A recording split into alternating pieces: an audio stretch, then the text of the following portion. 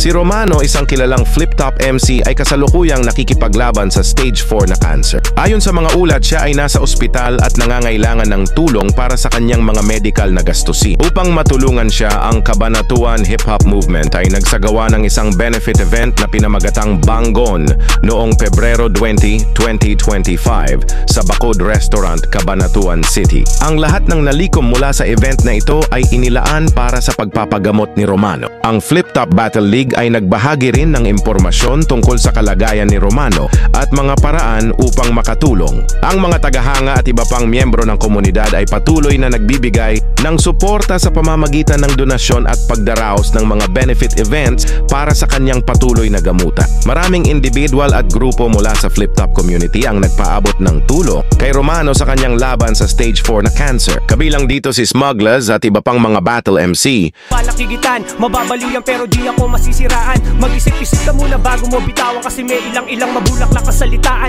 Basta ko matapag may halong pangungusap, di katulad ng yung baro, panlabas lang ang sinukat. Nung naubos gasolina ang pinatakbo ay utak, di ako nagpakarga kasi ayoko magpabuhat.